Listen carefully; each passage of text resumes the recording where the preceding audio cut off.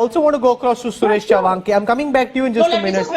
Suresh Chawanke gave a call to fight, die and kill to make India Hindu राष्ट्र. आपने जो दिल्ली में किया, सबको शपथ दिलाई, आप वीडियो में दिख रहे हैं, एक हिंदू युवा वाहिनी का इवेंट चल रहा है, उसमें आप इंडिया को हिंदू राष्ट्र बनाने की बात कर रहे हैं और कह रहे हैं कि इसके लिए whether you need to kill, fight and die and you're willing for it. You've made controversial comments in the past.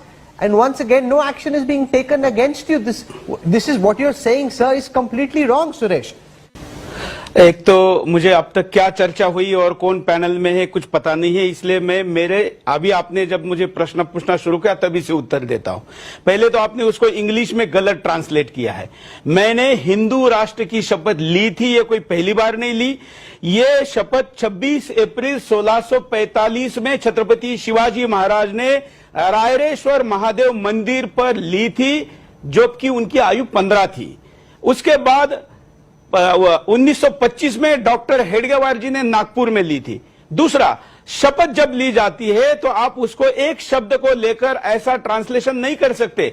Gandhi ji ने कहा था कि करो या मरो, तो आप उसको क्या कहेंगे, किसको मारने के लिए कह रहे हैं? अगर आप लोकमान्य तिलक जी का कहेंगे कि स्वराज्य मेरा जन्मसिद्ध अधिकार है और किसी भी कीमत पर मैं उसको लेकर रहूंगा, तो आप किसी भी कीमत में मतलब क्या कहना चाहते हैं? इतना ही नहीं, जब नेताजी सुभाष चंद्र बोस ने कहा था कि तुम मुझे खून दो मैं तुम्हें आजादी दूंगा, तो किसकी गर्दन काटकर खून ले रहे थे क्या? उसका एक मीनिंग होता है. मैंने कहा कि यह हिंदू राष्ट्र था, है और रहेगा, और इस पर मैं कायम हूं. इसके पहले भी बोला हूं और ये बोलना मेरा अधिकार है. यही नहीं, अभी और सुनिए.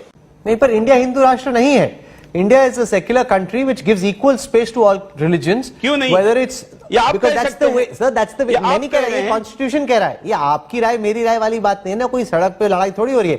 This is what the Indian Constitution says. जिन्होंने कॉन्स्टिट्यूशन बनाया, राहुल जी जिन्होंने कॉन्स्टिट्यूशन बनाया, उस बाबा साहब अंबेडकर का सपना हम पूरा कर रहे हैं. क्योंकि बाबा साहब अंबेडकर ने कहा था कि अंतिम मुसलमान पाकिस्तान जाना चाहिए, अंतिम हिंदू हिंदुस्तान में आना चाहिए, तभी मैं इस विभाजन को मानूंगा. ऐसा हुआ क्या? क्यों नहीं हुआ? मैं तो बाबा साहब अंबेडकर को कोट कर रहा हूं. उन्होंने क्या कहा था? और मैंने जब कहा है, मैंने हिंदू राष्ट्र कहा है. मैंने ये कहते समय किसी की गर्दन काटने की बात नहीं की है. ये कहते समय इप में आप अगर मेरा हिंदी में पूरा ट्रांसलेशन देखोगे तो मैंने ये कहा है कि बलिदान देंगे हम अपने धर्म के लिए. तो मेरे धर्म के लिए मैं बलिदान दूं, इसमें आपको क्या आपत्ति है? और अभी तो रुको, क्लाइमैक्स अभी बाकी है. मरेंगे, जरूरत पड़ी तो मारेंगे. जरूरत पड़ी तो मारेंगे. What you're saying is very clear. ये अब आप शब्दों का हेरफेर कर रहे हैं. हाँ, तो जरूरत पड़ी तो मारेंगे. अगर मुझे कोई मारने आएगा तो जरूरत पड़ी तो मारेंगे.